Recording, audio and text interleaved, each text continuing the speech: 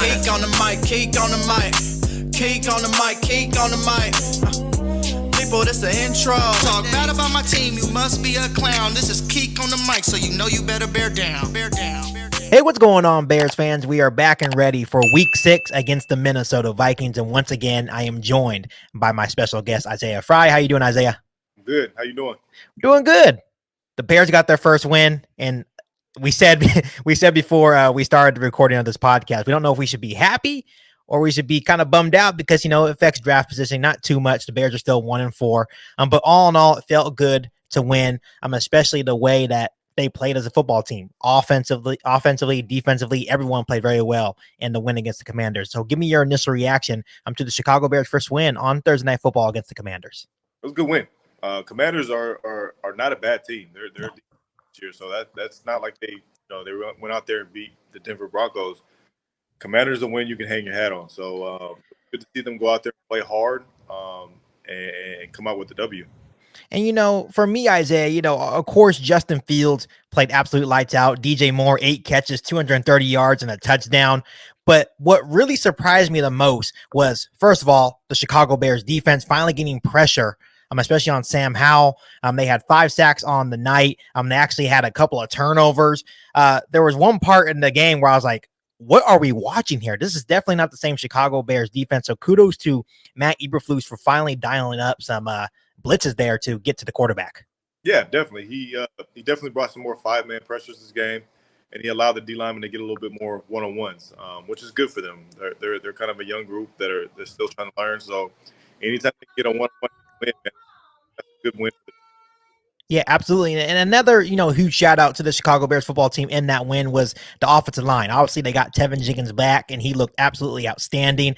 We definitely missed big Tevin Jenkins, but overall, the offensive line, especially the last 2 weeks, it looks like they are starting to gel. And if the offensive line is starting to gel and they play better and they keep up that momentum for the rest of the season, that's obviously going to fare well for Justin Fields and the Chicago Bears offense. Oh yeah, definitely. That a lot of the flack that Justin Fields gets is because of his throwing, but a lot of times he just doesn't have time in the pocket. And as you see these last 2 games, when he does get time in the pocket, he has a good arm, man. He has a good eye for the field. So moving forward, man, that's something to keep an eye on. With the Bears, that's a good thing going on. Yeah, absolutely. And before we move on to some Bears Vikings pregame where both teams are 1-4, so this is a huge game for both teams. Just trying to get in the right direction. Before we get into that, we texted back and forth before this recording of this podcast, and you made a really bold statement. I want you to repeat what you told me over text. If you want me to say it, that's fine. I'm not sure if you even know what I'm talking about right now, but it was in regards to Justin Fields. So go ahead and you can let the listeners know what you said. Oh, most definitely. I stand by it. He's a top 10 quarterback, borderline top 5. I bucket. I've been saying it. I don't disagree with it. The times he has not played up to par, I feel like I'm not trying to justify his play, but I feel like go and point to a different direction. But dude's a talent, man. He has an arm. He can run. He can read defenses. I don't want to hear nothing about him being a bad quarterback. Dude can play. Yeah, and it's finally all starting to come together. It's like after that loss to the Denver Broncos, where he looked really good as well, it just seemed like something clicked. And it's like he's a totally different quarterback from the first 3 weeks. So it's kudos to, once again, Luke Getsy for finally scheming to Justin Fields' strength and the rest of the, offensive personnel that they have. DJ Moore the ball obviously is a huge deal. There's actually like reports out there saying that Justin Fields kind of had to go to Luke Getsy and say, hey, we need to get the ball to our best weapon. I don't know why it was so hard to comprehend that, right? But there's reports going around saying that Justin Fields had to like press Luke Getsy about it. Whoa, I didn't hear that report, and hearing that actually kind of worries me because why does the starting quarterback have their number one weapon get the ball? But good for him. That just tells you how smart of a player he is.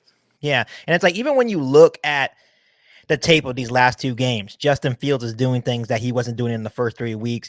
I feel like in the first 3 weeks, he wasn't trusting his feet, which led into him not trusting his eyes and throwing the ball downfield into those tight windows. In these last 2 games, Justin Fields is more willing to throw the football into those tight windows, right? And for example, one of the plays that is just outstanding to me was the game-sealing touchdown by DJ Moore in that 3rd and 2. What a wonderful catch by DJ Moore. But if you really watch the tape, That was an outstanding throw by Justin Fields because he had to throw it high and outside away from the Washington Commanders cornerback. If he didn't, that's a pick six. Oh yeah, definitely. That was Kendall Fuller, who's a really good corner. Yes. And he got it through there, man. That was a great throw. He had another one too where they were running a too high defense, and he looked down the middle of the field to get the safety to jump that route, and then he threw it to the left on the side pocket. That's next level stuff. So being able to see that last week was encouraging, and like you said, credit to Luke Getsy. He finally got out of his own head and realized that he can't turn him into Aaron Rodgers. All he can turn him into is Justin Fields, which is very, very good enough to win in this league.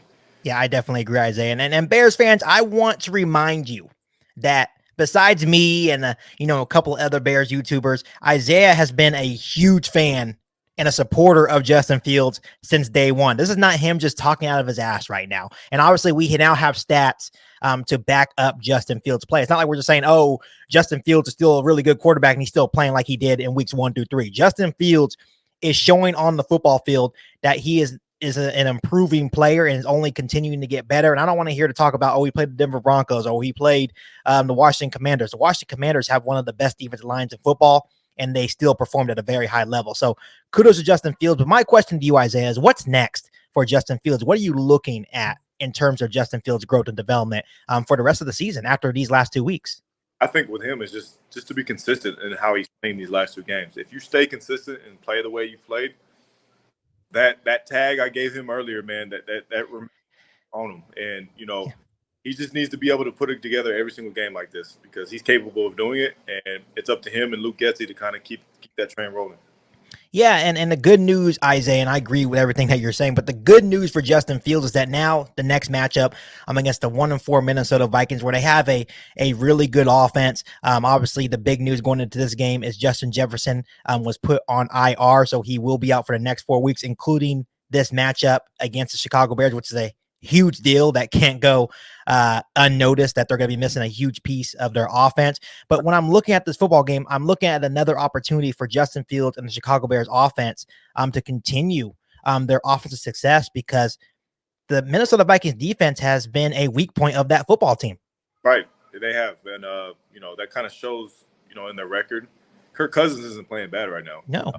While they're losing games, like you said, it is the defense. So there's another opportunity for him to go out there and have a great game. And I think if he does, man, it's gonna bode well for Chicago.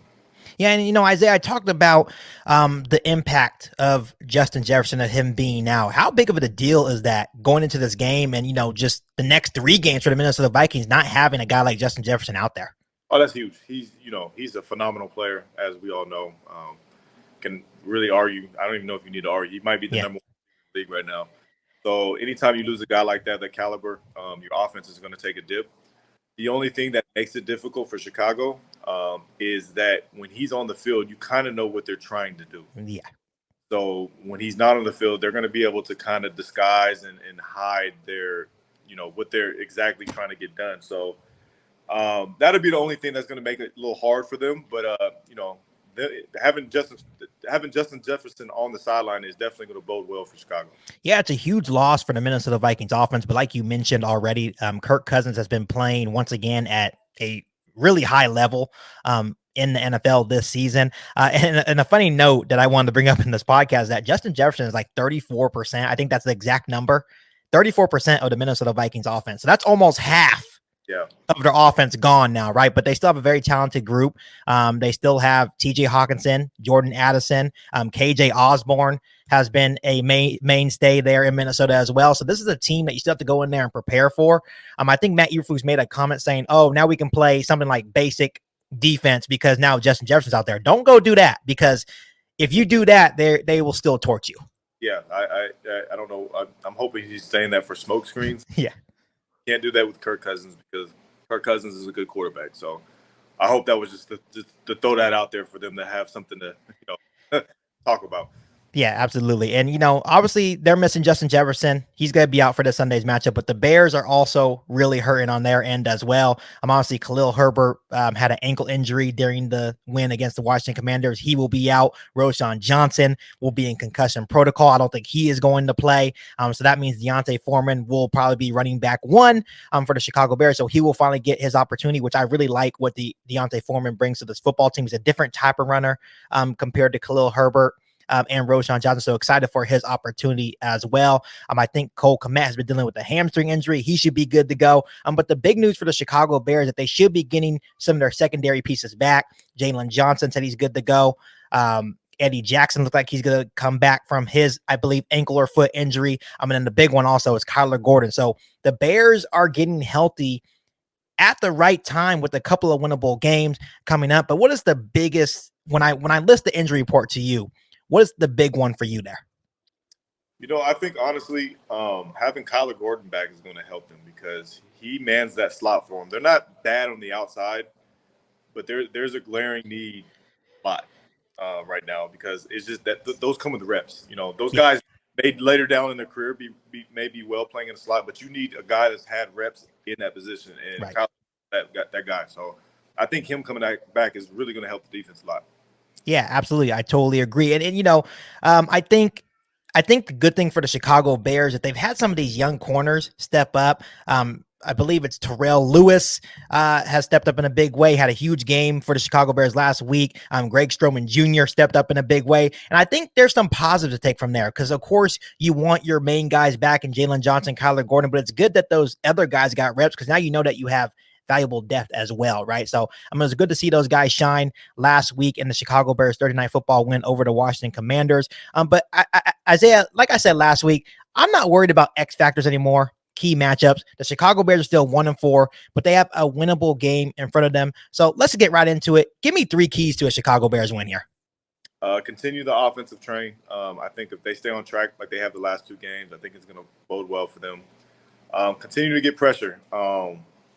We got to give them credit when credit's due last week. The defensive line game, but they're facing a better test at an O-line than they did last Absolutely. week. Yeah.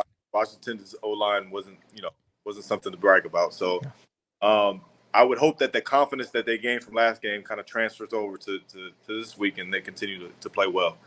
And then 3, you got to find a running game for Justin Fields. I know Khalil Herbert's hurt. It's gonna be a little difficult, but whether the running game be hand the ball off or they run zone read with Justin Fields, you got to be able to control the clock and make sure the time of possession is in your favor. Yeah, I think a couple of things that you've been saying for the last couple of weeks is getting Justin Fields involved in the game early. And I feel like that's something that Luke Getsy has been doing really well. The first play of the game against the Washington Commanders was a deep ball to Darnell Mooney, right? It wasn't completed, but it was a good way to say, okay, we're going to take a shot right now, first play of the game. And I really like the aggressiveness by Matt Eberflus as well. When we win the toss, they want Justin Fields and the offense out there first. I love that mentality. I hope they keep that mentality in this game because, of course, the Minnesota Vikings have a very good offense. So one of the big keys for me is continue to put Justin Fields in situations to succeed because now we know what he can do and what he's capable of. Most definitely. I think that's the biggest key is just making sure that you're putting him in position to be successful. And like you said, man, getting him in the game early is the biggest thing you can do because he's a guy that, like, if he played basketball, he just needs to see the ball to go in the hoop. And then after that, he's good to go. So yeah, get him some runs early, get him some deep balls thrown early, and then he's ready to roll. Yeah, absolutely. I totally agree. So let's get right into it. Give me your winner and score prediction for this Bears versus Vikings matchup at Soldier Field on Sunday. The thing with Chicago, what I've seen the first couple of weeks is they've lost some games, but a lot of the time it hasn't been lack of effort. And last week they played hard and won, and that that's good to see, especially with a team that's struggling. I think they built off this win. I think they win 31-24. 31-24. Okay, I like it. And this is the first time you picked the Bears in a long time. Must feel good to actually go. I picked them 2 weeks ago. Beat Denver 31-28, but they ended up. And it was 28. Yeah. And then you picked the Commanders last week. I was wrong last week. Okay. I pick the Bears every single week. I tell you all the time that I'm a homer. There's no way with the way that Justin Fields is playing right now, the way that the defense looked, the way that the offensive line is looking. But the main thing is that Justin Fields, Isaiah, is just playing at a different level. We're talking about 8 touchdowns to only 1 interception, 617 yards in the last 2 games. His passer rating is sky high. He just looks like a more confident, capable quarterback, and it's just mind-blowing. I hope he doesn't disappoint me this week. I don't think he will. I think it's going to be another outstanding game by Justin Fields and Chicago Bears offense. I have the Bears winning 34-24. I like it. I'm going aggressive here because I think they can do it. I think this can be a statement game saying, hey, 2 wins in a row, keep the ball rolling, and then move on to that week 7 matchup against the Raiders. Yeah, definitely. I think they get 30 plus points and if they get a win here, man. That's a good look going into the Raider game. We'll talk about that later, but yeah, that's a good look going in there. Absolutely. And before I let you go, I'm on today's episode of Kick on the Mic, Isaiah. Give a message. I want you to give a message to the Bears fans that are right now possibly doubting Justin Fields, and everyone has a right to their opinion. But I want them to get an ex-NFL player's perspective, right? So give a message to the people that are doubting Justin Fields out there.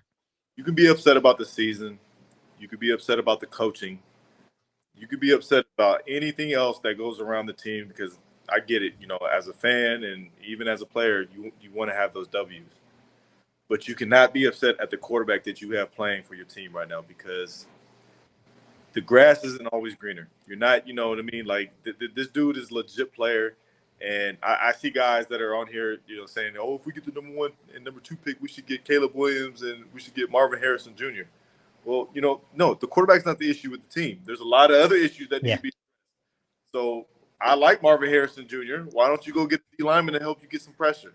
Why do you get another lineman to protect your franchise quarterback? So I would say, man, appreciate what you have because he's special. And, as you guys continue to roll and as the team continues to roll, this dude is a legit player, and he can easily be one of the better quarterbacks in the league here really soon. I'm talking about top 3. We're already talking top 5. I'm talking top 3. So be happy.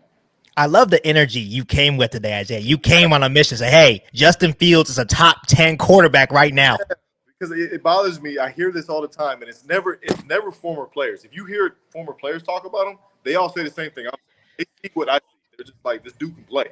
Like, he just, he needs to be in the right situation. The quarterback do a better job at times, but you don't see any ex-players say that Justin Fields is trash. And a lot of old heads have been going online and talking bad about some players, and Justin Fields has not been one of them. Absolutely. You're totally right. You have quarterbacks, ex-quarterbacks like Chase Daniel going and breaking down the tape saying Justin Fields is not the problem. But then you have these wannabe GMs, which are people like me, but I'm not the one, trashing Justin Fields. But yeah, wannabe GMs, wannabe Bears fans saying we need Caleb Williams. Yeah. No, we don't. Caleb Williams is going to be a dude. Trust me. He's going to be a hell of a football player, but you don't need a quarterback. That's the last. No, absolutely not. Isaiah, love the energy that you brought today. As always, thank you so much for coming on for another episode of Keek on the Mic. And as always to you, bear down. Bear down. You've been listening to Keek on the Mic, a podcast all about the Chicago Bears. Don't forget to subscribe to the channel and hit the bell notification to catch all Bears content right here on the podcast. Thanks, guys, and bear down.